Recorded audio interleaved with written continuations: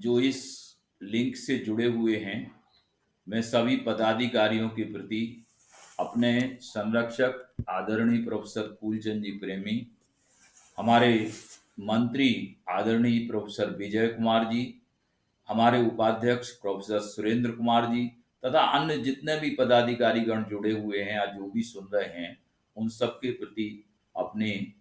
अपने कृतज्ञता व्यक्त करते हुए अपनी बात को प्रारंभ करता हूँ। आज हम लोगों ने पूज्य मुनि पुंगव सुधा सागर जी महाराज के सानिध्य में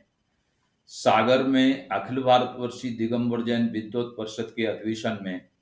यह निश्चित किया था कि हम प्रति माह कोई ना कोई विशिष्ट विषय पर एक व्याख्यान श्रृंखला का आयोजन करेंगे और उसी कड़ी में यह हमारा उपक्रम था। और आज यह हमारा उपक्रम बहुत सार्थक इस दृष्टि से जो है कि दिगंबर परंपरा में 23वें तीर्थंकर पार्श्वनाथ भगवान का पौष कृष्ण एकादशी के दिन जन्म जो हुआ और जन्म कल्याण बहुत उत्साह के साथ में पूरे भारतवर्ष में मनाया जा रहा है। ये भी हमारा परम सौभाग्य है कि भगवान पार्श्वनाथ पौष कृष्णा एकादशी के दिन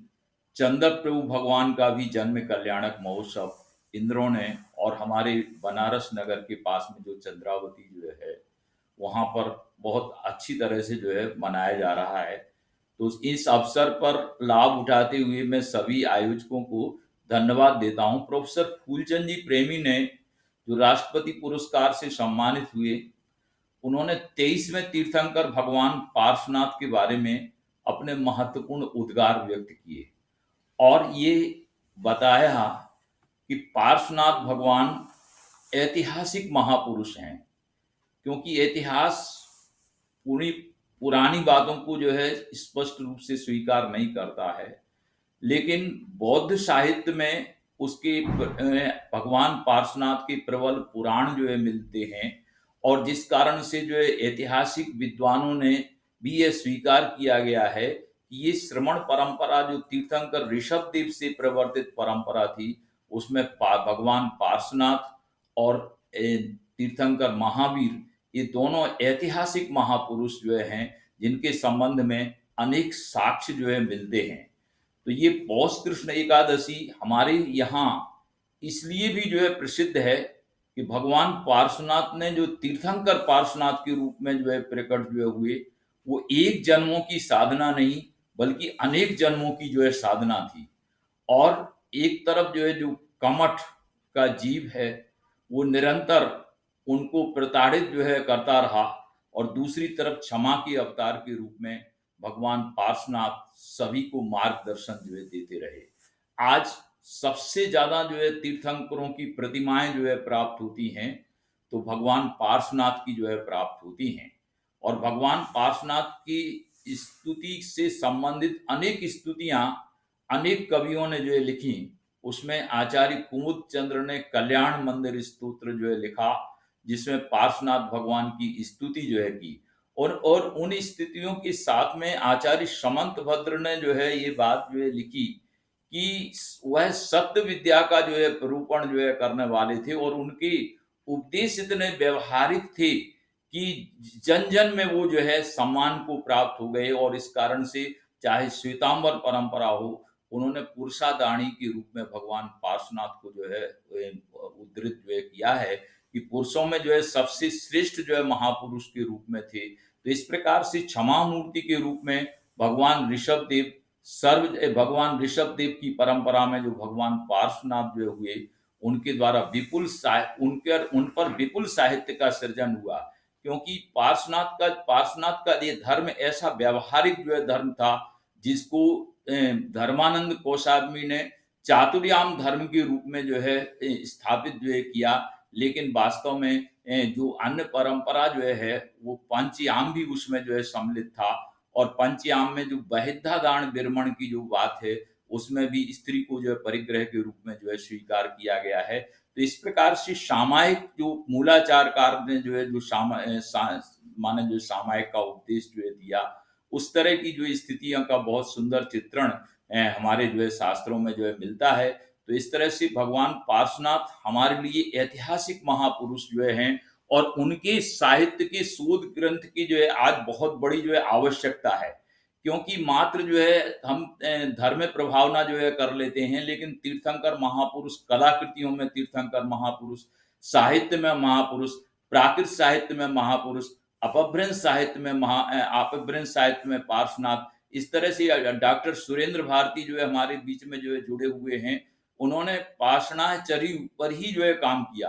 डॉक्टर जयकुमार जी ने जो है जो शोध प्रबंध लिखा, वो बादिराज सूरीकृत पार्श्वनाथ चरित का जो है समीक्षात्मक अनुशीलन, और जो हमारे विद्वत परिषद के संरक्षक हैं उन्होंने बहुत अच्छा जो विवेचन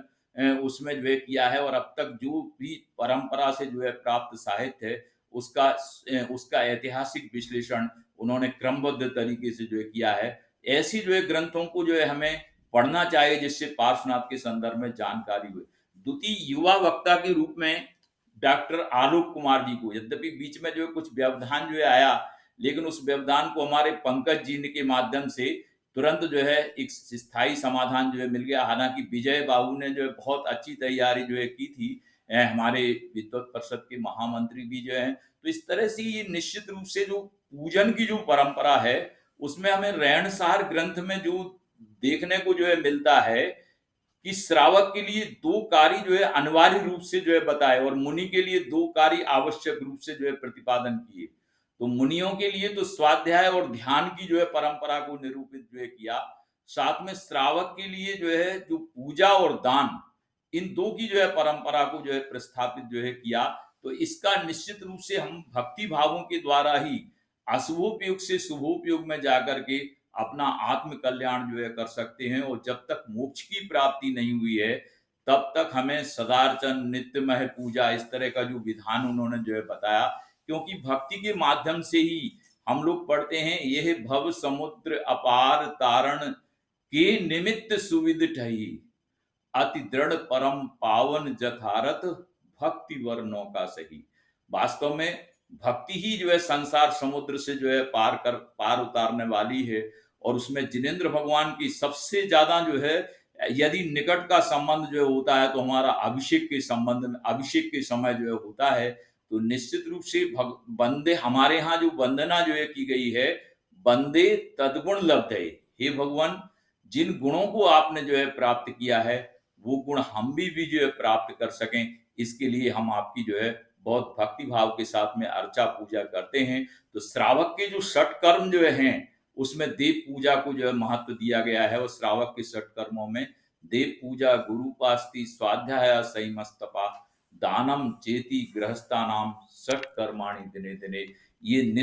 निश्चित रूप से हम तभी जो है सदग्रस्त जो है कहलाने के अधिकारी हैं जब हम इन षट आवश्यक कर्मों को यथा विधि रूप से जो है करते हैं। और द्रव्य रूप से भी जो है परिणत होना, साथ में परिणामों को भी जो है निर्मल करने में ये भक्ति हमारे लिए बहुत बड़ा जो है कारगर उपाय है। तो निश्चित रूप से जो दैनंदिन जो है कार्यक्रमों में हमें षड आवश्यक कर्मों का जो है परिपालन जो है करना चाहिए। यद्यपि समय जो है हो रहा है, ये विषय तो जो है ऐसे जो है भगवान पार्श्वनाथ पर जितना भी जो है बोला जाए, कहा जाए, वह अल्प है, लेकिन प्रसंग के अवसर पर निश्चित रूप से भगवान पार्श्वनाथ का हमारे श्रमण परंपरा को महनीय अवदान जो है, जैसा कि प्रोफेसर फूलचंद जी प्रेमी ने जो है कहा था कि आज जो शराब जाति जो है पाई जा रही है उसमें तो भगवान पार्श्वनाथ के नाम से ही जो है गोत्र जो है। तो इस तरह से जो है हमें जो बंगाल, बिहार, उड़ीसा में लाखों की संख्या में जो जैन हैं उनके बीच में जाकर के उनकी समस्याओं से अवगत होकर के निश्चित रूप से पार्श्वनाथ को जो है हमारी श्रद्धांजलि तभी होगी जब हम बिछड़े जो है श्रावकों को अपने जीवन के साथ आत्मसात जो है कर सकें, उनकी समस्याओं में समाधान के रूप में हम अपना अलग जगा सकें। और निश्चित रूप से षट आवश्यक कर्म के द्वारा हम अपने कर्मों से जो है कर्मों से लड़ करके आत्म लक्ष्य को प्राप्त करके रत्नत्रय की साधना करके मोक्ष को प्राप्त करें। इस भावना के साथ में आज के इस आयोजन में जिन महानुभावों की